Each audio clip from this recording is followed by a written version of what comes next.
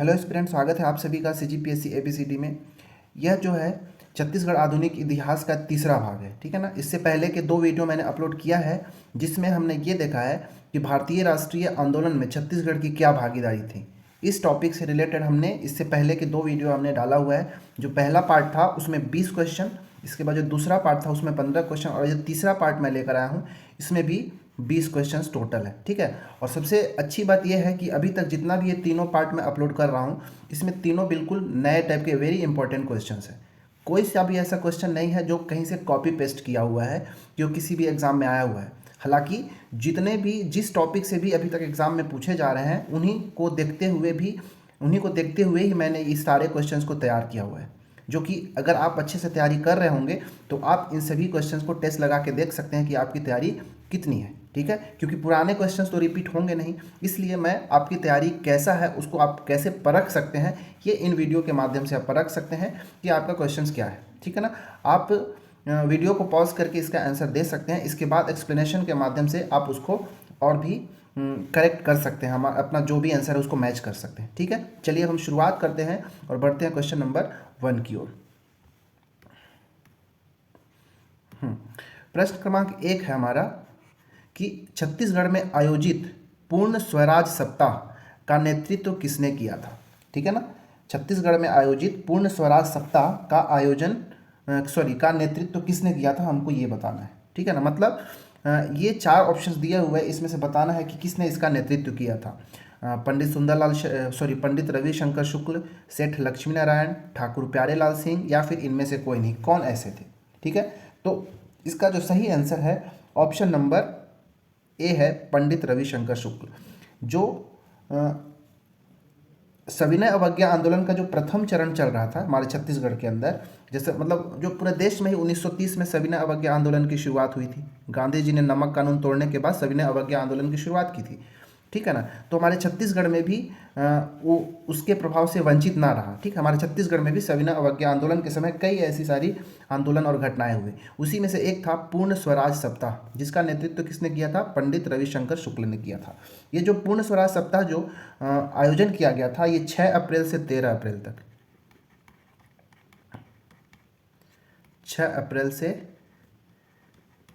13 अप्रैल 1930 तक इसका आयोजन किया गया था, ठीक है। इसका मेन उद्देश्य यह था कि इसमें क्या क्या इसका स्वरूप जो था वो झंडा दिवस, बहिष्कार दिवस, पिकेटिंग दिवस, गांधी दिवस, महिला दिवस, गढ़वाल दिवस और राजबंदी दिवस, ये सारे दिवस के रूप में ये सारे जो ये 6 से लेकर 13 अप्रैल तक जो एक सप्ताह का दिन हुआ उन सभी दिन तक अलग अलग दिवस के रूप में मनाना था, ठीक है ना, आयोजन किया गया था, ठीक है। तो इसमें कौन थे, रविशंकर शुक्ल के नेतृत्व में इसका 6 अप्रैल से 13 अप्रैल 1930 के बीच में इसका आयोजन किया गया था। और बाकी जो ये सेठ लक्ष्मी नारायण और ठाकुर प्यारेलाल सिंह जो थे ये रविशंकर शुक्ल के सहयोगी के रूप में कार्य कर रहे थे, ठीक है ना। ये रविशंकर शुक्ल के सहयोगी थे, ठीक है ना। चलिए देखते हैं क्वेश्चन नंबर 2 क्या है।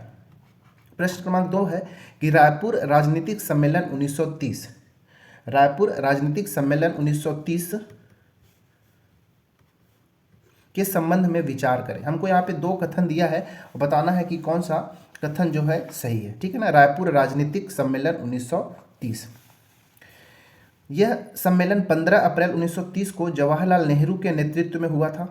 दूसरा, इसमें पंडित रविशंकर शुक्ल ने नमक कानून तोड़ा, ठीक है। हमको इसमें से कौन सा सही है वो बताना है, ठीक है ना। तो इसका जो सही आंसर है वो ऑप्शन नंबर डी है, केवल 2 सही है, ठीक है ना, केवल 2 सही है। यह सम्मेलन 15 अप्रैल 1930 को जवाहरलाल नेहरू के नेतृत्व में नहीं हुआ था, ठीक है ना। हालांकि ये 15 अप्रैल 1930 को हुआ था, लेकिन जो नेतृत्व करने वाले थे वो जवाहरलाल नेहरू नहीं थे, ठीक है ना। इसकी जो अध्यक्षता किए थे वो इसकी अध्यक्षता सेठ गोविंद दास ने किया था, सेठ गोविंद दास ने, ठीक है ना। हालांकि ये जो सम्मेलन था वो 13 अप्रैल 1930 को होने वाला था और उस दिन जो जवाहरलाल नेहरू थे वो आने वाले थे, परंतु जवाहरलाल नेहरू को 13 अप्रैल को गिरफ्तार कर लिया जाता है। इसलिए उस दिन को ना करके 15 अप्रैल 1930 को इस सम्मेलन का आयोजन किया जाता है, जिसकी अध्यक्षता सेठ गोविंद दास करते हैं, ठीक है ना। इस सम्मेलन में जो पंडित रविशंकर शुक्ल थे, ठीक है ना, इस सम्मेलन के अंदर ही, रायपुर राजनीतिक सम्मेलन में ही, ठीक है, पंडित रविशंकर शुक्ल, पंडित रविशंकर शुक्ल, इन्होंने क्या किया था कि HCl मतलब हाइड्रोक्लोरिक अम्ल और सोडा मतलब सोडियम हाइड्रोक्साइड NaOH, इन दोनों का अभिक्रिया करा के नमक बनाया था, NaCl बनाया था, ठीक है ना। ये हमारा ये सॉल्ट बन गया, नमक बन गया, खाने का नमक। और इस प्रकार जो अंग्रेजों द्वारा नमक कानून बनाए गए थे उसका उन्होंने उल्लंघन किया, ठीक है ना। एक सांकेतिक रूप से नमक बनाकर एक जो नमक सत्याग्रह था उसकी शुरुआत किया और अंग्रेजों द्वारा बनाए गए नमक कानून का इन्होंने उल्लंघन किया था। इसमें जो पंडित रविशंकर शुक्ल के सहयोगी थे वो सेठ गोविंद दास थे, साथ ही साथ द्वारिका प्रसाद मिश्र, द्वारिका प्रसाद मिश्र, महंत लक्ष्मी नारायण दास,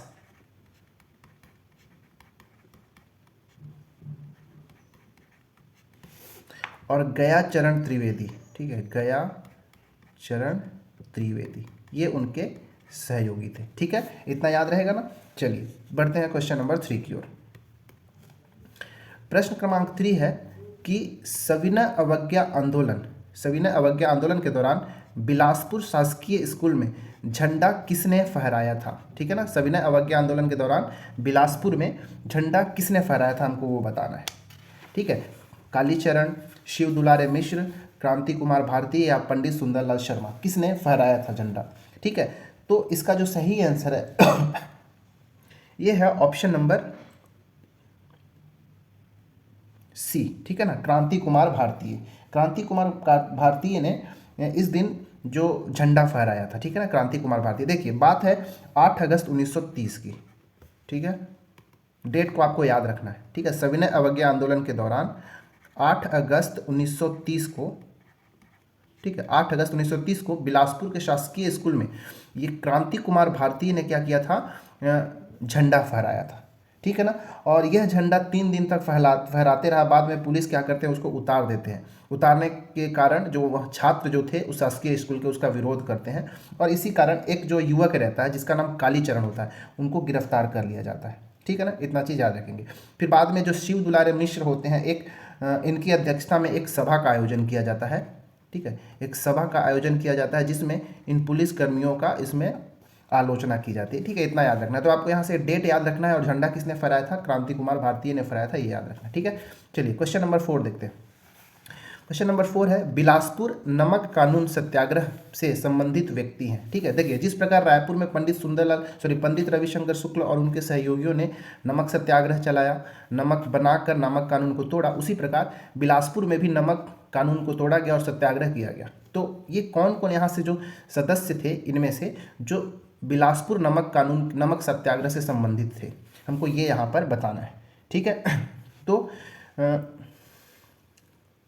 चलिए देखिए, ठाकुर छेदीलाल, ई राघवेंद्र राव, यदुनंदन श्रीवास्तव, माखनलाल चतुर्वेदी और शिव दुलारे मिश्र, इसमें से कौन कौन जो थे इससे संबंधित थे, हमको ये बताना है, ठीक है। तो ठाकुर छेदीलाल थे, बिल्कुल ये थे, ठीक है। शिव दुलारे मिश्र यहाँ पे ये जो थे ये भी थे, ठीक है। यदुनंदन श्रीवास्तव ये भी थे, परंतु ई राघवेंद्र राव और माखनलाल चतुर्वेदी जो थे वो बिलासपुर नमक सत्याग्रह संबंधित नहीं थे, ठीक है। उस समय इनकी कोई भी भागीदारी ज़्यादा देखने को नहीं मिलता है, ठीक है। हालांकि थे, एक्टिव थे, लेकिन नमक सत्याग्रह में मेन रूप से देखा जाता है तो उसमें ठाकुर छेदीलाल, यदुनंदन श्रीवास्तव और शिव दुलारे मिश्र, इन तीनों को बिलासपुर नमक सत्याग्रह से संबंधित है। तो 1, 3 और 5 हमारा सही आंसर है, जो कि ऑप्शन नंबर सी है। तो ऑप्शन नंबर सी हमारा यहाँ पे सही हो जाएगा। और भी अगर नाम याद रखना है तो रख सकते हैं कि अमर सिंह सहगल, एक नाम और याद रखिएगा, अमर सिंह सहगल, और दूसरा जो है दिवाकर कार्लिकर,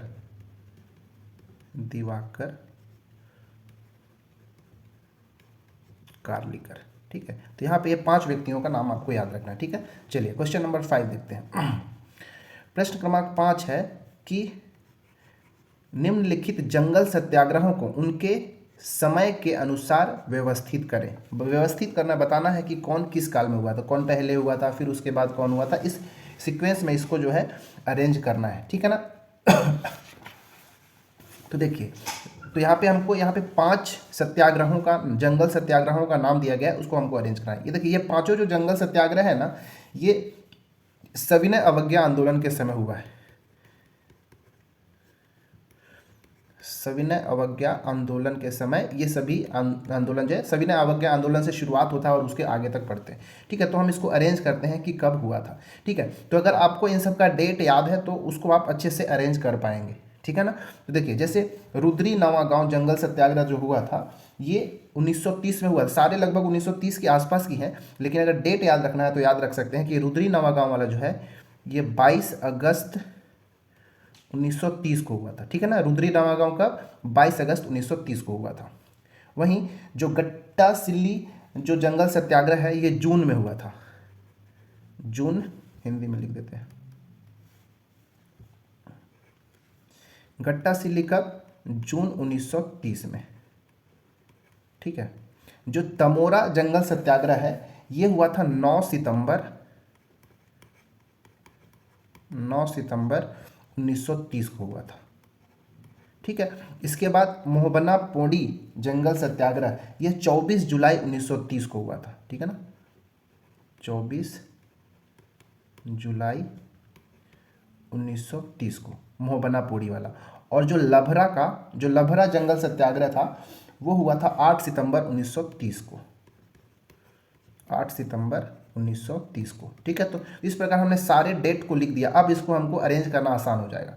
ठीक है, तो अब यहाँ पे अगर आप देखेंगे तो सबसे पहले कौन हुआ था? जून के अंदर जो 1930 में, सब 1930 के अंदर हुए हैं, लेकिन इन सब में भी गट्टा सिल्ली वाला जो है पहले हुआ था, जून 1930 के अंदर हुआ था। मतलब पहले 2 नंबर का आएगा। तो 2 यहाँ है, ये दोनों नहीं है, तो ये दोनों एलिमिनेट हो जाएगा पहले तो। ठीक है, तो पहले हो गया गट्टा सिल्ली जून 1930 में। ठीक है, इसके बाद जाएंगे तो मोहबना पोड़ी वाला हुआ था। कब? मोहबना पोड़ी 24 जुलाई। तो ये जून के बाद जुलाई आएगा, तो 2 के बाद 4, तो 2 और 4 यहाँ भी है, तो अभी यही चलेगा। इसके बाद अगस्त में हुआ था रुद्री नवागांव, तो 2 4 1 ये वाला हमारा जो है सही हो जाएगा। ठीक है, तो सबसे पहले कौन हुआ था? गट्टा सिल्ली के बाद मोहबना पोड़ी, इसके बाद रुद्री नवागांव, इसके बाद हमारा हो जाएगा 8 सितंबर को लभरा और 9 सितंबर को तमोरा। ठीक है ना, इतना। तो ये हमारा जो है ऑप्शन नंबर बी जो है ये हमारा सही हो जाएगा। ठीक है, देखिए थोड़ा सा और अगर जानना है तो जान सकते हैं कि जो गट्टा सिल्ली जो जंगल सत्याग्रह हुआ था वो नारायण राव मेधावाले के नेतृत्व में हुआ था। ठीक है ना, साथ में बाबू छोटेलाल श्रीवास्तव और नत्थूजी जगताप भी थे। वहीं जो मोहबना पोड़ी दूसरे नंबर का, यहाँ पे मोहबना पोड़ी जो है जो 24 जुलाई 1930 को हुआ था, ये नरसिंह प्रसाद अग्रवाल के नेतृत्व में हुआ था। ठीक है, इसके बाद जो रुद्री नवागांव जंगल सत्याग्रह है, ठीक है, ये बाबू छोटेलाल श्रीवास्तव, नारायण राव मेधावाले और नत्थूजी जगताप के नेतृत्व में हुआ था। ठीक है, गट्टा सिल्ली और रुद्री नवागांव ये दोनों के जो नेतृत्व करता है एक ही है। ठीक है, सेम है। इसके बाद हमारा लभरा वाला हुआ था। ठीक है, जो लभरा जंगल सत्याग्रह था ये 8 सितंबर 1930 को हुआ था और ये जो है पूर्णतः गोंड जनजातियों द्वारा हुआ था। ठीक है ना, पूर्णतः गोंड जनजातियों के द्वारा चलाया गया ये जंगल सत्याग्रह था। और जो लास्ट है हमारा तमोरा, जो कि 9 सितंबर 1930 को हुआ था और इसका जो नेतृत्व करता थे वो ये यति यतनलाल जैन और शंकर राव गनौद वाले थे। ठीक है ना, जो लभरा वाला है इसका नेतृत्व अरिमर्दन गिरी ने किया था। ठीक है ना, लभरा का कौन? अरिमर्दन गिरी। ठीक है, तो ये आपको यहाँ से याद रखना है, ये बहुत इंपॉर्टेंट टॉपिक है ना, यहाँ से एग्जाम में आने का चांसेस जो है बहुत ज़्यादा रहता है। ठीक है ना, तो वेरी इंपॉर्टेंट है। मैं इसको सजेस्ट करूंगा कि इस टॉपिक को आप पढ़ के ही जाएंगे। ठीक है ना, चलिए क्वेश्चन नंबर अब 6 देखते हैं। प्रश्न क्रमांक 6 है कि निम्नलिखित में से कौन सविनय अवज्ञा आंदोलन के द्वितीय चरण के दौरान चुने गए डिक्टेटर नहीं थे। ठीक है ना, अब द्वितीय चरण की ओर चलते हैं, सविनय अवज्ञा का द्वितीय चरण की ओर देखते हैं कि कब से शुरू हुआ था। देखिए प्रथम चरण तो हमको शुरुआत में हो गया था 1930 के आसपास, लेकिन जब द्वितीय चरण की शुरुआत हुई थी वो लगभग 1932 के, जब गांधी जी गोलमेज सम्मेलन में गए। गोलमेज सम्मेलन में उनको कोई भी जब उनके हिसाब से मतलब कुछ भी कार्य नहीं हुआ, जो वो सोच के गए थे वो नहीं हुआ, तब आने के बाद उन्होंने क्या किया था, दोबारा सविनय अवज्ञा आंदोलन चलाया था। ठीक है ना, 1932 में। 1931 में हुआ था सविनय अवज्ञा आंदोलन। दूसरा गोलमेज सम्मेलन हुआ था। दूसरा गोलमेज सम्मेलन कब हुआ था, लिख देता हूँ, दूसरा गोलमेज सम्मेलन। और गांधी जी मात्र दूसरा गोलमेज सम्मेलन में ही भाग लिए थे। ठीक है ना, ये हुआ था 1931 में।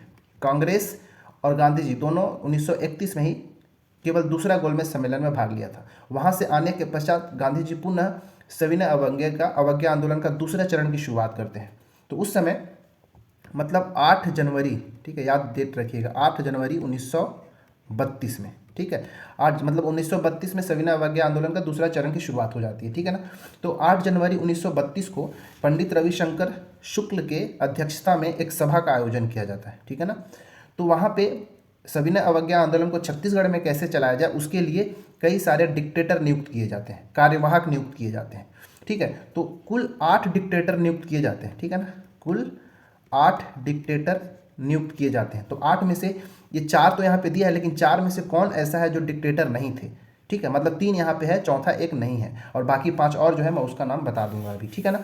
तो लक्ष्मी नारायण तिवारी, श्रीमती राधाबाई, राम नारायण मिश्र हर्सुल और ठाकुर प्यारे लाल सिंह, इसमें से कौन ऐसे हैं जो डिक्टेटर नहीं थे, हमको वो बताना है, ठीक है ना। तो इसका सही आंसर जो है वो है ऑप्शन नंबर डी, ठीक है ना, ठाकुर प्यारे लाल सिंह। ठाकुर प्यारे लाल सिंह जो है उनको डिक्टेटर नहीं बनाया गया था, ठीक है। लक्ष्मी नारायण तिवारी डिक्टेटर थे। ये जो थे एक्चुअली में 8वें नंबर के अंतिम डिक्टेटर अगर कौन थे तो लक्ष्मी नारायण तिवारी जो थे अंतिम डिक्टेटर बनाए गए थे। श्रीमती राधाबाई जो थी ये प्रथम और एकमात्र महिला डिक्टेटर थी, ठीक है ना। एकमात्र महिला डिक्टेटर कौन थी, वो श्रीमती राधाबाई थी, ठीक है ना। बाद में इनको गिरफ्तार कर लिया जाता है 13 जून 1932 ईस्वी को, ठीक है ना। इनको ना रायपुर का नगरदाई भी कहा जाता है, मैं यहाँ पे लिख देता हूँ, आपको याद होना चाहिए, ठीक है।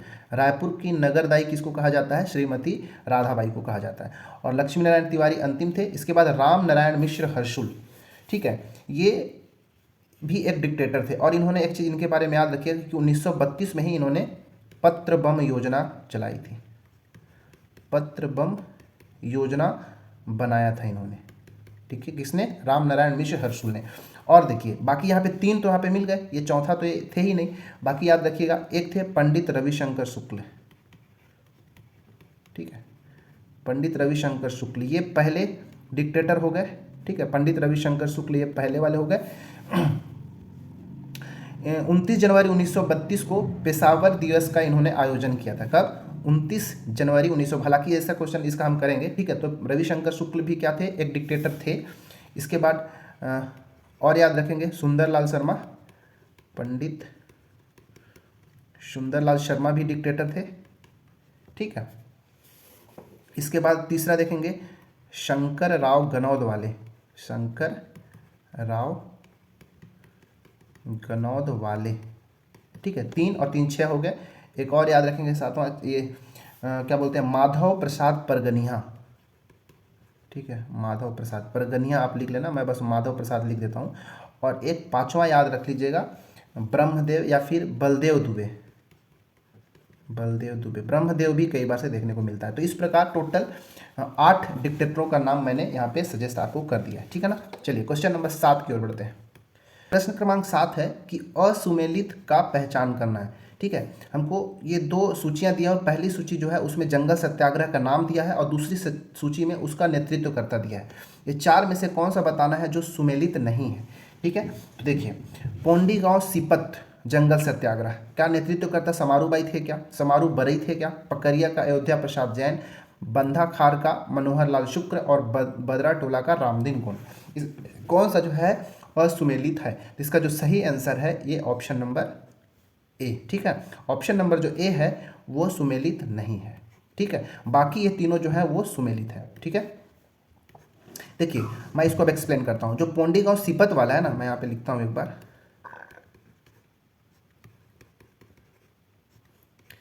पोंडी गांव सीपत, ये बिलासपुर क्षेत्र में है ना, बिलासपुर, ये बिलासपुर क्षेत्र के अंदर होने वाला एक जंगल सत्याग्रह था। ये अक्टूबर 1930 में हुआ था, ठीक है, अक्टूबर 1930 में। और इसके जो नेतृत्वकर्ता थे वो थे रामाधार दुबे, ठीक है, कौन थे, रामाधार दुबे, ठीक है। तो यहाँ पे ये वाला हमारा असुमेलित। अच्छा समारू बरई कौन थे, तो समारू बरई जो थे ये छुई खदान में जो जंगल सत्याग्रह हुआ था, ठीक है, छुई खदान जंगल सत्याग्रह के नेतृत्वकर्ता कौन थे, समारू बरई थे, ठीक है। छुई खदान जो जंगल सत्याग्रह हुआ था ये 1938 में हुआ था, ठीक है। वहीं जो पकरिया जंगल सत्याग्रह हुआ था ये ये भी अक्टूबर 1930 में हुआ था, ठीक है ना। कब? अक्टूबर 1930 में। और इसके जो नेतृत्वकर्ता थे वो अयोध्या प्रसाद जैन थे, ठीक है ना। बंधाखार जो हुआ था ये भी 1930 के में ही हुआ था और इसके नेतृत्वकर्ता मनोहर लाल शुक्ल थे, ये भी सही है। और बद्रा टोला का जो हुआ था वो 21 जनवरी 1939 को हुआ था, ठीक है। 21 जनवरी 1939 ईस्वी को हुआ था और इसके नेतृत्वकर्ता जो थे वो रामधीन गोंड थे, ये हमारा ठीक है। तो इस प्रकार आप देख रहे हैं कि ये ऊपर के जो तीन हैं ये तीनों जो है ऊपर के तीन मतलब पोंडी गांव, सीपत और पकरिया और बंधाखर, ये सविनय अवज्ञा आंदोलन के समय होने वाला जंगल सत्याग्रह है। वहीं जो छुई खदान जो 1938 में हुआ था और बद्रा टोला जंगल सत्याग्रह जो कि 1939 में हुआ था, ये दोनों जो है वो व्यक्तिगत सत्याग्रह के समय के जंगल सत्याग्रह है, ठीक है ना। व्यक्तिगत सत्याग्रह, ठीक है। व्यक्तिगत सत्याग्रह के समय होने वाले जंगल सत्याग्रह कौन कौन है? एक छुई खदान का जंगल सत्याग्रह और दूसरा बद्रा टोला, ठीक है ना। चलिए क्वेश्चन नंबर अब हम देखते हैं 8। क्वेश्चन नंबर 8 है सविनय अवज्ञा आंदोलन के दौरान छत्तीसगढ़ में पेशावर दिवस कब मनाया गया था, हमको बताना है, ठीक है ना। क्या बताया कि सविनय अवज्ञा आंदोलन के दौरान छत्तीसगढ़ में पेशावर दिवस कब मनाया गया था? 4 अगस्त 1932, 29 जनवरी 1932, 10 जनवरी 1932 की 13 जून 1932 कब किया गया था, ठीक है। तो इसका जो सही आंसर है 29 जनवरी 1932 ईस्वी को पेशावर दिवस मनाया था।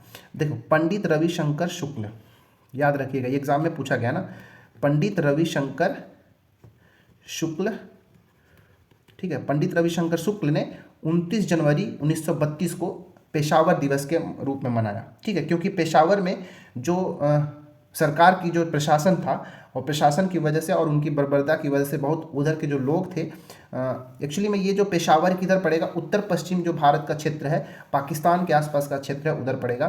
तो लोग जो थे उनके प्रशासन से, ब्रिटिश सरकार के प्रशासन से त्रस्त थे, इसलिए उनके विरोध में पंडित रविशंकर शुक्ल ने 29 जनवरी 1932 को पेशावर दिवस के रूप में इन्होंने मनाया था, ठीक है ना।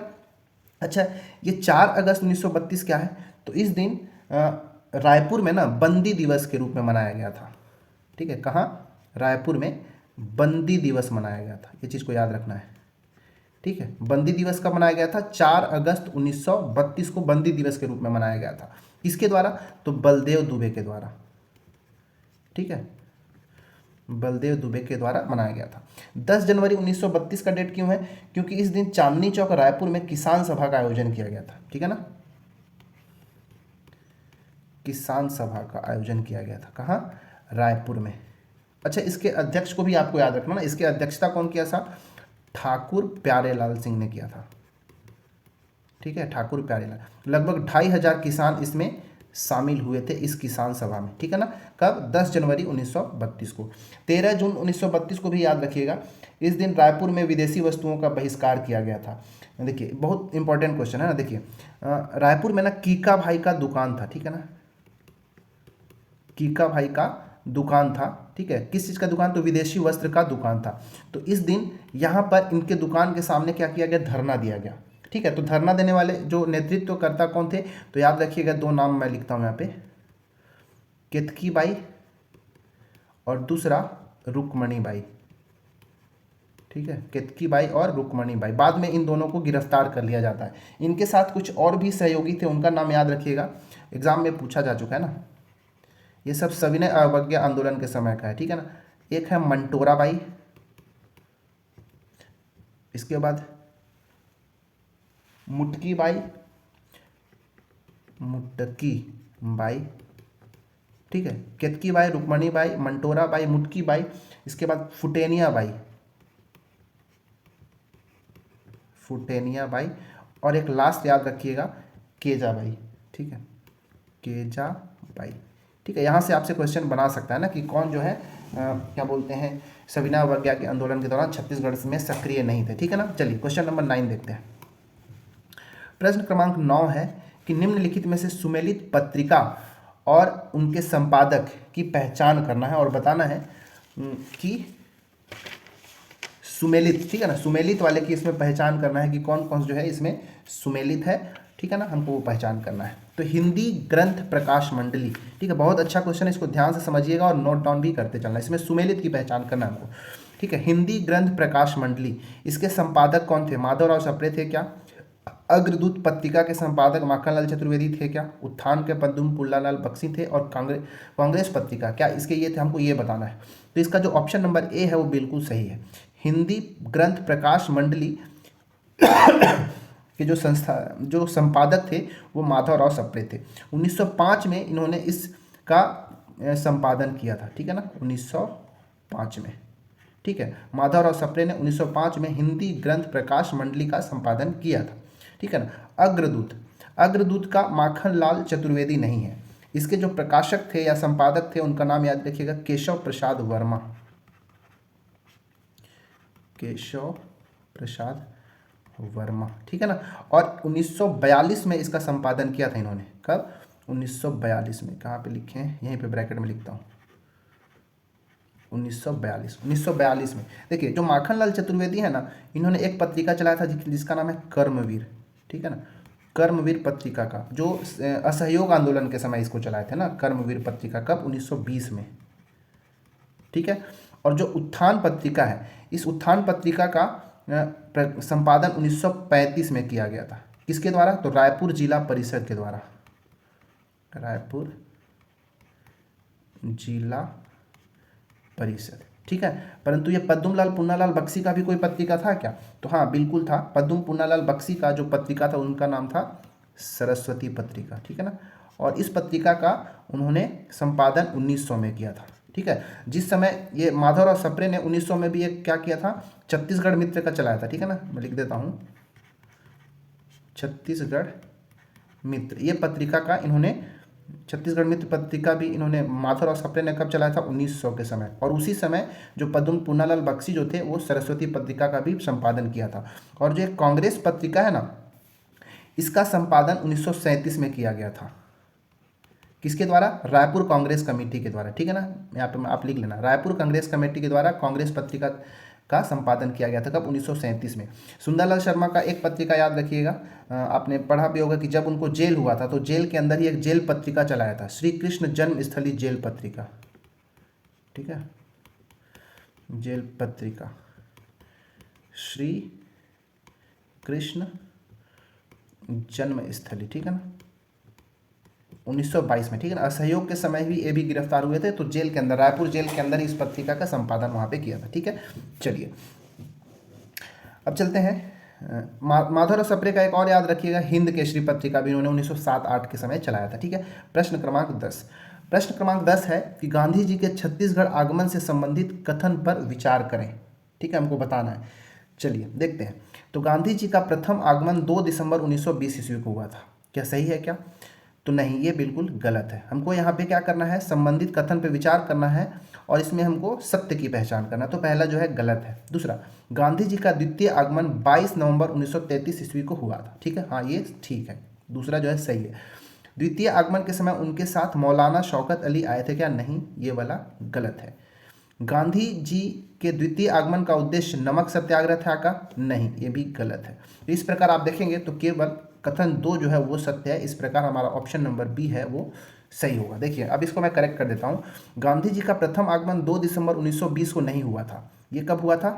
20 दिसंबर 1920 को हुआ था, ठीक है ना। 20 दिसंबर 1920 को गांधी जी का प्रथम आगमन हुआ था। इस 2 दिसंबर 1920 को पंडित सुंदरलाल शर्मा जो है वो कलकत्ता जाते हैं गांधी जी से मिलने। क्यों? क्योंकि दिसंबर 1920 में छत्तीसगढ़ के अंदर कंडेल नहर सत्याग्रह चल रहा होता है। तो गांधी जी को बुलाने के लिए, ठीक है, इस सत्याग्रह में बुलाने के लिए 2 दिसंबर 1920 ईस्वी को सुंदरलाल शर्मा कलकत्ता जाते हैं और गांधी जी को आमंत्रित करते हैं, ठीक है ना।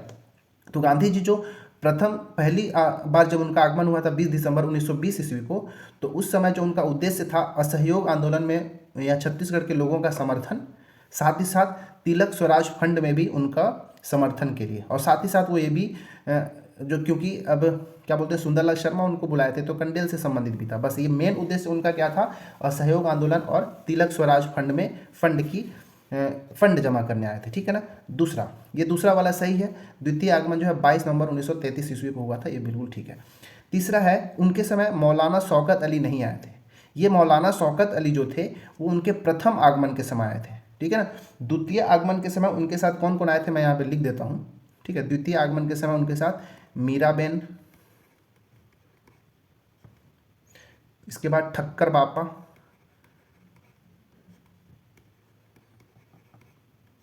ठक्कर बापा, इसके बाद महादेव देसाई, महादेव देसाई, ये तीनों जो है उनके साथ आए थे। लेकिन दूसरे बार आने का उद्देश्य जो था ना गांधी जी का, वो नमक सत्याग्रह नहीं था।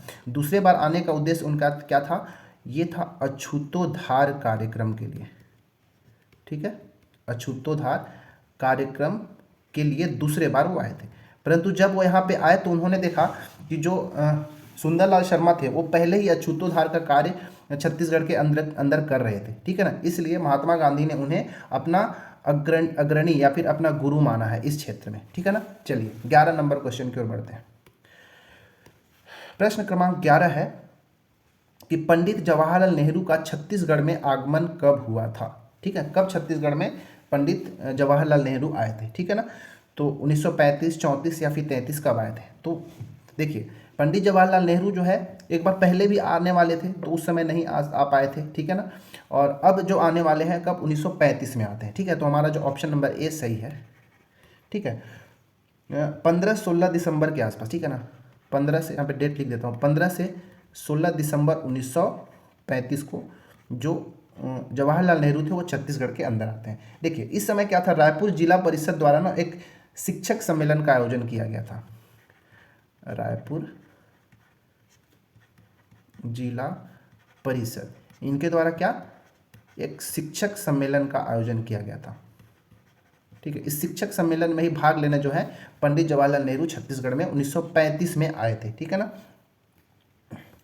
देखिए 1934 में एक चीज़ याद रखिएगा क्या हुआ था, मैं क्योंकि ये सारे डेट यहाँ पे लिखा हुआ तो मैं उनके बारे में कुछ बता ही देता हूँ। 1934 में केंद्रीय व्यवस्थापिका सभा का निर्वाचन हुआ था, ठीक है ना। केंद्रीय व्यवस्थापिका, ठीक है, केंद्रीय व्यवस्थापिका सभा का निर्वाचन हुआ और इसमें जो दुर्ग के घनश्याम सिंह गुप्त थे उनका इसमें निर्वाचन होता है, चुने हो जाते हैं। घनश्याम सिंह गुप्त, ठीक है, इनका चयन होता है, ठीक है ना, इसमें ये निर्वाचित होते हैं। 1933 का एक घटना याद रखिए, 1933 में ही गांधी जी आते हैं, कब, 22 नवंबर 1933 को। गांधी जी का जो द्वितीय आगमन कब होता है, 22 नवंबर 1933 को छत्तीसगढ़ के अंदर होता है। और ये 22 नवंबर से लेके 28 नवंबर 1933 तक वो छत्तीसगढ़ में भ्रमण करते हैं, एक से दूसरे जगह जाते हैं और उनका दौरा करते हैं, ठीक है। तो यहाँ पे एक लंबा कहानी है, वो उसको उस वाले स्टोरी को कि गांधी जी कब आए थे, किस दिन आए थे, उस सीक्वेंस को भी आपको पता होना चाहिए कि कौन से डेट पे वो कहाँ थे, क्योंकि वो सीक्वेंस अरेंज करने को एग्जाम में दे देता है कि, ठीक है ना। तो आपको पता होना चाहिए, ठीक है। चलिए क्वेश्चन नंबर 12 की ओर बढ़ते हैं। क्वेश्चन नंबर 12 है, महाकौशल साप्ताहिक हिंदी पत्रिका का प्रकाशन किसने किया था, ठीक है। महाकौशल साप्ताहिक हिंदी पत्रिका का प्रकाशन किसने किया था। इसका जो सही आंसर है Ravishankar Shukla, option number C. Option number C मतलब रविशंकर शुक्ल ने महाकौशल साप्ताहिक पत्रिका का प्रकाशन किया था, ठीक है ना। बाकी ये माधवराव सप्रे का तो आपको पता ही है कि ये छत्तीसगढ़ मित्र, हिंद केसरी, छत्तीसगढ़ मित्र कब, 1900 ईस्वी में। हिंद केसरी कब, 1907 से 8 में। माखनलाल चतुर्वेदी का आपको पता है कर्मवीर, ठीक है। और केशव प्रसाद वर्मा का तो मैंने पीछे बताया था अग्रदूत, ठीक है। अग्रदूत नामक पत्रिका केशव प्रसाद वर्मा का है, कब लाए थे, 1942 ईस्वी में, भारत छोड़ो आंदोलन के समय का ये, ठीक है ना। चलिए ठीक है, अब चलते हैं क्वेश्चन नंबर 13 की ओर। प्रश्न क्रमांक 13 हमारा है कि मध्य प्रांत में 1937 के प्रांतीय विधान सभा के चुनाव में निर्वाचित सदस्य और उनका जो निर्वाचन क्षेत्र था वो कहाँ था, हमको वो बताना। किस निर्वाचित क्षेत्र से वो चुने गए थे, हमको ये बताना है। कब, देखिए 1935 का जब अधिनियम आया था उसके बाद मध्य प्रांत में पूरे देश भर में निर्वाचन हुआ, ठीक है। तो मध्य प्रदेश में भी 1937 में एक प्रांतीय विधानसभा का चुनाव हुआ, ठीक है। तो उस चुनाव में क्योंकि छत्तीसगढ़ जो था वो मध्य प्रांत का भाग था, ठीक है। तो छत्तीसगढ़ से जो 8 क्षेत्र थे, छत्तीसगढ़ में 8 निर्वाचन क्षेत्र बनाया गया। ठीक है, कितना? 8। छत्तीसगढ़ में 8 निर्वाचन क्षेत्र डिसाइड किया गया। तो वो 8 क्षेत्र से किसी न किसी को चुना गया होगा। तो यहाँ पे जो सदस्य का नाम दिया हुआ बायां साइड, और वो किस निर्वाचन क्षेत्र से संबंधित थे हमको वहाँ पे बताना है। और बताना है कि सुमेलित विकल्प का चयन करें, कि इसमें से कौन कौन सा जो है वो सुमेलित है। ठीक है, हमको वो बताना है। ठीक है, तो देखते हैं। राम गोपाल तिवारी क्या मुंगेली क्षेत्र से थे क्या? तो ठीक है, ये बिल्कुल सही है। जो राम गोपाल तिवारी जो थे वो मुंगेली निर्वाचन क्षेत्र से चुने गए थे। तो ये वाला हमारा क्या है? सत्य है। रविशंकर शुक्ल रायपुर से? नहीं। देखिए, रविशंकर शुक्ल जो है वो रायपुर से निर्वाचित नहीं हुए थे, वो सरायपाली से निर्वाचित हुए थे। ठीक है ना, रविशंकर शुक्ल कहाँ से? सरायपाली से निर्वाचित हुए थे। अच्छा, रायपुर से कौन निर्वाचित हुए थे, याद है क्या? तो रायपुर से ठाकुर प्यारेलाल सिंह। मैं यहाँ पे लिख देता हूँ, ठाकुर प्यारेलाल। ठीक है ना। खूबचंद बघेल धरसींवा से चुनाव जीते थे क्या? हाँ, ये ठीक है। ठीक है ना, खूबचंद बघेल जो है वो धरसींवा से निर्वाचित हुए थे। बैरिस्टर छेदीलाल बिलासपुर से नहीं थे। ठीक है ना, ये जांजगीर चांपा से निर्वाचित हुए थे। ठीक है ना, जांजगीर चांपा से इनका निर्वाचन हुआ था। अच्छा, बिलासपुर से किसका निर्वाचन हुआ था? तो ई राघवेंद्र राव। ठीक है, ई राघवेंद्र राव। ठीक है ना, तो इतना चीज। तो हमारे यहाँ पे देख लिए कितना, 4 और 3 7 7। यहाँ पे देखिए टोटल 8 निर्वाचन क्षेत्र था। तो इस 8 निर्वाचन क्षेत्र में 7 निर्वाचन क्षेत्र पर कांग्रेस विजय हुआ था। ठीक है ना, लेकिन एक बिलासपुर वाला जो निर्वाचन क्षेत्र था उसमें ई राघवेंद्र राव जो थे वह एक स्वतंत्र प्रत्याशी थे, ये कांग्रेस साइड से चुनाव नहीं लड़े थे। ठीक है ना, तो ये वाला आपको याद रखना पड़ेगा। बाकी सब जो है यहाँ पे कांग्रेस जो है इस पर विजित हुआ था। एक और 2 चीज़ और बच गया है, देख लीजिए यहाँ पे कटघोरा क्षेत्र। ठीक है ना, कटघोरा कोरबा क्षेत्र से जो निर्वाचित कौन थे? अमर सिंह सहगल। अमर सिंह सहगल। ठीक है, और महासमुंद से एक याद लास्ट। ठीक है, महासमुंद से तामस्कर वकील। ठीक है, तो ये यहाँ से क्वेश्चन बनता है, आपको पता होना चाहिए। ठीक है ना, चलिए देखते हैं अब क्वेश्चन नंबर 14 क्या है। प्रश्न क्रमांक 14, 1937 के प्रांतीय विधानसभा के निर्वाचित मंत्रिमंडल में मध्य प्रदेश का मुख्यमंत्री किसे नियुक्त किया गया? ठीक है, जब 1937 में निर्वाचन हुआ, इसके पश्चात मंत्रिमंडल का गठन किया गया। देखिए, पहली बार जो मंत्रिमंडल का गठन हुआ था, ये चुनाव के पश्चात, वो 14 जुलाई 1937 ईस्वी को। ठीक है ना, प्रथम मंत्रिमंडल का गठन कब हुआ था? 14 जुलाई 1937 ईस्वी को। और इस मंत्रिमंडल का जो मुख्यमंत्री बनाया गया था वो नारायण भास्कर खरे को बनाया गया था। मतलब हमारा ऑप्शन नंबर डी सही है। ठीक है, नारायण भास्कर खरे। ठीक है, इनको बनाया गया था मुख्यमंत्री। ठीक है, और जो घनश्याम सिंह गुप्ता है, इनको विधानसभा का अध्यक्ष बनाया गया था। ठीक है, इनको विधानसभा का अध्यक्ष बनाया गया था। इसीलिए जो घनश्याम सिंह गुप्त हैं, इनको छत्तीसगढ़ का विधान पुरुष भी कहा जाता है। ठीक है ना, और जो ई राघवेंद्र राव हैं, इनको उस मंत्रिमंडल में गवर्नर नियुक्त किया गया था, मध्य प्रांत का गवर्नर नियुक्त किया गया था। और जो रविशंकर शुक्ल हैं, इनको शिक्षा मंत्री बनाया गया था। ठीक है ना, इनको शिक्षा मंत्री का पद दिया गया था। ठीक है, इतना चार चीज आपको पता होना चाहिए। ठीक है ना, चलिए अब क्वेश्चन नंबर हम 15 की ओर बढ़ते हैं। 15वां क्वेश्चन है कि निम्नलिखित कथनों पर विचार करें। ठीक है, निम्नलिखित कथनों पर विचार करें कि कौन कौन सा जो है इसमें कथन जो है सही विकल्प है। ठीक है, कथन पहचान के इसमें हमको सही को पहचानना है। देखिए, मंत्रिमंडल में मतभेद के कारण डॉक्टर खरे ने 29 जुलाई 1938 को त्याग पत्र दिया। क्या यह सही है क्या? देखिए, क्या हुआ था, मैंने क्या बताया कि पहली मंत्रिमंडल का गठन कब हुआ था? तो 14 जुलाई 1937 ईस्वी को। ठीक है, 1937 ईस्वी को 14 जुलाई को पहली मंत्रिमंडल का गठन हुआ था, और जिसके मुख्यमंत्री किसे बनाया गया था? डॉक्टर नारायण भास्कर खरे को बनाया गया था। परंतु उनके खुद के मंत्रिमंडल में मतभेद हो गया, और उस मतभेद के कारण 29 जुलाई 1938 ईस्वी को जो डॉक्टर खरे थे वो क्या करते हैं? मंत्रिमंडल से त्यागपत्र दे देते हैं। तो ये वाला हमारा सही। ठीक है ना, अब जैसे ही 29 जुलाई 1938 ईस्वी को वो त्यागपत्र देते हैं, तो उसी दिन 29 जुलाई 1938 ईस्वी को जो पंडित रविशंकर शुक्ल थे वो कांग्रेस का दूसरा मंत्रिमंडल तैयार कर लेते हैं। ठीक है, मतलब, और ये खुद भी सीएम मुख्यमंत्री बन जाते हैं। ठीक है ना, डॉक्टर खरे की जगह मुख्यमंत्री कौन बन जाते हैं? रविशंकर शुक्ल, तो ये वाला भी सही है, ठीक है ना। और ये पहले वाले मंत्रिमंडल में कौन थे, ये शिक्षा मंत्री थे, लेकिन जब दूसरा बन गया तो वहाँ पे क्या हो गए, अब मुख्यमंत्री बन गए। अब तीसरा कथन देखते हैं, 8 नवंबर 1939 को पुनः द्वितीय मंत्रिमंडल का त्याग दे दिया गया, क्या सही है, तो ये वाला भी कथन ठीक है, बिल्कुल सही है। देखिए क्या हुआ था कि हमको पता है कि 1939 में क्या हुआ था, द्वितीय विश्व युद्ध की शुरुआत हो गई थी।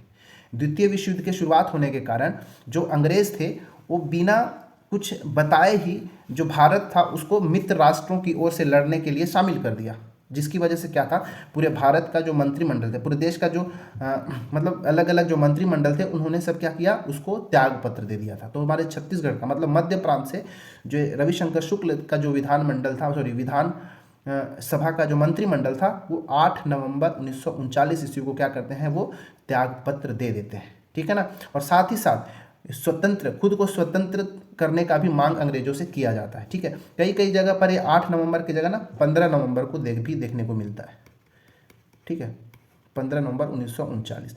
परंतु एक एग्जाम हुआ था 2016 में CGPSC का प्री में, वहाँ पर इसको 8 नवंबर ही लिया गया था, इसलिए मैं यहाँ पे 8 नवंबर ऐड करता हूँ। तो यहाँ पे हम देख रहे हैं कि कथन नंबर 1, 2, 3 तीनों सही है, इसलिए हमारा ऑप्शन नंबर ए जो है वो सही हो जाएगा, ठीक है ना। क्वेश्चन नंबर 16 क्वेश्चन नंबर 16 है कि पंचकौड़ प्रसाद पांडे के बारे में विचार करें, ठीक है। ये पंचकौड़ प्रसाद पांडे के बारे में 3 कथन दिया गया है, बताना है कि कौन कौन सा कथन जो है सही है। कांग्रेस के त्रिपुरी अधिवेशन 1937 में संगीत समिति के अध्यक्ष बनाए गए थे, क्या ये सही है, तो ये जो है बिल्कुल सही है, ठीक है ना। जो 1937 का जो त्रिपुरी अधिवेशन हुआ था, ठीक है, त्रिपुरी अधिवेशन 1937 का, इसमें जो पंचकौड़ प्रसाद थे उनको संगीत समिति का अध्यक्ष बनाया गया था, तो ये वाला कथन बिल्कुल सही है, ठीक है। देखिए जो त्रिपुरी अधिवेशन हुआ था उसके जो अध्यक्ष कौन थे, कांग्रेस का त्रिपुरी अधिवेशन का जो अध्यक्ष थे वो सुभाष चंद्र बोस थे, ठीक है ना, यहाँ पे लिखता हूँ सुभाष चंद्र बोस थे, ठीक है। और उसमें जो ये पंचकौड़ प्रसाद थे उनको संगीत समिति का अध्यक्ष बनाया गया था, ठीक है। वे विष्णु दिगंबर पुलस्कर शैली से संबंधित थे, ठीक है, हाँ ये भी सही है, ठीक है। तीसरा, ये शहनाई बजाने में दक्ष थे क्या, नहीं ये गलत है, ठीक है। मतलब कथन नंबर 1 और 2 सही है, तो हमारा ऑप्शन नंबर डी जो होगा हमारा राइट आंसर होगा, ठीक है। वह देखिए वह शहनाई बजाने में नहीं, वो हारमोनियम बजाने में उनको दक्षता प्राप्त थी, ठीक है ना, हारमोनियम बजाने में उनको दक्षता प्राप्त थी। देखिए ये जो पंचकौड़ प्रसाद थे ना, इनको सारंगगढ़ रियासत और रायगढ़ रियासत, ठीक है, सारंगगढ़ और रायगढ़ रियासत दोनों जगह से ये सम्मानित किए जा चुके थे, ठीक है ना, दोनों जगह थे। मतलब एक बहुत अच्छा खासा जो है हारमोनियम वादक और संगीतकार भी ये थे, तो आपको इतना चीज़ पता होना चाहिए, ठीक है, पंचकौड़ प्रसाद पांडे के बारे में। चलिए क्वेश्चन नंबर 17 देखते हैं। प्रश्न क्रमांक 17 है कि निम्नलिखित विकल्प में कौन सा सुमेलित है। इस बार हमको सुमेलित का पता करना है कि कौन कौन सा सुमेलित है। देखिए राजकोट दिवस, राजकोट दिवस कब मनाया गया था, हमको यहाँ पे क्या बताना है, सुमेलित का पता करना है, ठीक है ना। तो राजकोट दिवस कब मनाया गया था, 6 मार्च 1939 ईस्वी को मनाया गया था, ये बिल्कुल सही है, ठीक है ना। 6 मार्च, ये कहाँ मनाया गया था, तो ये रायपुर में, रायपुर, बिलासपुर, बलौदा बाजार, मैं थोड़ा शॉर्ट में लिख रहा हूँ, ठीक है ना, बलौदा बाजार और भाटापारा क्षेत्र में, ठीक है, भाटापारा, इस क्षेत्र में 6 मतलब इन जगहों पर 6 मार्च 1939 ईस्वी को राजकोट दिवस मनाया गया था, ठीक है ना, राजकोट दिवस। बंगाल राजबंदी दिवस, ठीक है, बंगाल राजबंदी दिवस कब मनाया गया था, 25 जुलाई 1939 ईस्वी को मनाया गया था, ये भी रायपुर, बिलासपुर, बलौदा बाजार, भाटापारा क्षेत्र में मनाया गया था, ठीक है ना। और छत्तीसगढ़ में व्यक्तिगत सत्याग्रह की शुरुआत 27 नवंबर 1940 ईस्वी को हुई थी क्या, तो हाँ ये वाला जो है बिल्कुल सही है, ठीक है। छत्तीसगढ़ में व्यक्तिगत सत्याग्रह की जो शुरुआत करने वाले थे वो पंडित रविशंकर शुक्ल थे, ठीक है, पंडित रविशंकर शुक्ल, ठीक है ना। तो याद रखना है 27 नवंबर 1940 ईस्वी को। तो यहाँ पे हमारा जो तीनों कथन है वो सही है, तीनों विकल्प, इसलिए उपरोक्त सभी हमारा राइट आंसर होगा, ठीक है। चलिए क्वेश्चन नंबर 18 की ओर बढ़ते हैं। प्रश्न क्रमांक 18 है, कांग्रेस के हरिपुरा अधिवेशन में छत्तीसगढ़ से प्रतिनिधि करने वाले सदस्य नहीं है, हमको नहीं बताना, ठीक है। इसमें बताना है कि कौन सा जो है प्रतिनिधि करने वाले सदस्य छत्तीसगढ़ से नहीं है। कौन से में? कांग्रेस का हरिपुरा अधिवेशन। देखिए कांग्रेस का, देखिए इससे पहले जो मैंने बताया था कि त्रिपुरी अधिवेशन में ना, तो त्रिपुरी अधिवेशन में सुभाष चंद्र बोस को चुनाव तो किया गया था, परंतु बाद में उसका अध्यक्ष जो है चेंज हो गए थे, ठीक है ना। तो वो अलग है, जो मेन मैं इंडिया जीएस का लेकर आऊँगा तब वो समझाऊंगा अच्छे से। अभी हरिपुरा अधिवेशन में आते हैं, ठीक है। तो हरिपुरा अधिवेशन में जो अध्यक्ष कौन थे? ये सुभाष चंद्र बोस थे, ठीक है ना, सुभाष चंद्र बोस, ठीक है। सुभाष चंद्र बोस जो थे इसकी अध्यक्षता कर रहे थे, ठीक है। ये कब हुआ था हरिपुरा वाला? तो ये 1938 ईस्वी में, ठीक है, 1938 ईस्वी में हरिपुरा अधिवेशन हुआ था। और जो त्रिपुरी अधिवेशन 1939 के आसपास हुआ था, ठीक है। तो अब बताना है कि छत्तीसगढ़ से कौन कौन इसमें प्रतिनिधि नहीं थे, ठीक है ना। तो देखिए ठाकुर प्यारे लाल सिंह, ठीक है, प्रतिनिधि थे क्या? हाँ बिल्कुल थे, ठीक है ना। ठाकुर प्यारे लाल सिंह इसमें प्रतिनिधि थे, ये वाला, ठीक है। दूसरा राम नारायण मिश्र भी थे, राम नारायण मिश्र भी थे इसमें। इसके बाद रामदयाल तिवारी, ये भी थे, ठीक है ना, रामदयाल तिवारी। तो ठाकुर प्यारेलाल सिंह, राम नारायण मिश्र और रामदयाल तिवारी, ये तीनों जो थे इसमें प्रतिनिधि थे हरिपुरा अधिवेशन में। रविशंकर शुक्ल जो थे वो नहीं थे, ठीक है ना। इसके बाद ठाकुर छेदीलाल भी इसमें प्रतिनिधित्व करने गए थे, ठीक है। इसके बाद सुंदरलाल शर्मा, ठीक है, सुंदरलाल शर्मा भी प्रतिनिधि सदस्य में नहीं थे, ठीक है ना। और जो 7वां है वो गोवर्धन राम, ये थे, ठीक है। और जो 8वां है घनश्याम सिंह गुप्त, ये नहीं है। मतलब 4, 6 और 8, मतलब रविशंकर शुक्ल, सुंदरलाल शर्मा और घनश्याम सिंह गुप्त, ये जो थे हरिपुरा अधिवेशन में भाग नहीं लिए थे। इस प्रकार 4, 6 और 8 ये हमारा सही होगा। तो 4 से 8 ऑप्शन नंबर सी हमारा राइट आंसर हो जाएगा, ठीक है। देखिए ये जो गोवर्धन राम कहाँ गया? हाँ, गोवर्धन राम जो थे ना, ये उसमें क्या बोलते हैं, जो रियासती जनता थे इस समय छत्तीसगढ़ के क्षेत्र में, जो रियासत में जनता होते थे उन पे जो अत्याचार हो रहे थे उनके बारे में जो आवाज़ उठाने वाले कौन थे? गोवर्धन राम थे, जिन्होंने हरिपुरा अधिवेशन में आवाज़ उठाया था, ठीक है। चलिए क्वेश्चन नंबर 19 देखते हैं। प्रश्न क्रमांक 19 है कि सेवा दल का गठन कहाँ किया गया था? रायपुर, बिलासपुर, धमतरी और खैरागढ़ में कहाँ? इसका जो सही आंसर है ऑप्शन नंबर डी, खैरागढ़ में सेवा दल का गठन किया गया था। कब? 1938 में, 1938 में खैरागढ़ में सेवा दल का गठन किया गया था। और इसके जो गठन करने वाले या जो संस्थापक थे वे थे सखाराम, ठीक है, सखाराम। और इनके साथ थे, याद रखिएगा, पदुमलाल पूनालाल बक्सी, पदुमलाल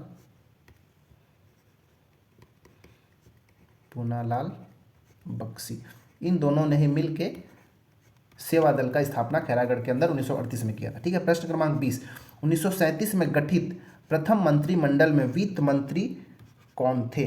ठीक है, वित्त मंत्री कौन थे हमको बताना है। मोहम्मद यूसुफ शरीफ, डीके मेहता, पुरुषोत्तम बलवंत गोले और द्वारिका प्रसाद मिश्र, इसमें क्या था?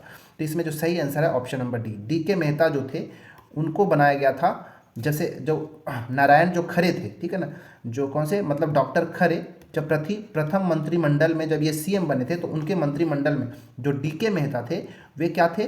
एक वित्त मंत्री थे, ठीक है ना, वित्त मंत्री। अच्छा, जो ये मोहम्मद यूसुफ शरीफ जो थे ना, ये न्याय मंत्री थे। कौन थे? न्याय मंत्री। प्रथम मंत्रिमंडल के अंदर की मैं बात कर रहा हूँ ना, न्याय मंत्री। इसको ऐसे याद रखिए कि जो शरीफ लोग होते हैं वो लोग न्याय कर सकते हैं अच्छे से, ठीक है ना। पुरुषोत्तम बालवंत गोले, ठीक है, पुरुषोत्तम बालवंत गोले जो थे इनको राजस्व मंत्री बनाया गया था, राजस्व मंत्री। इसको कैसे याद रखिएगा?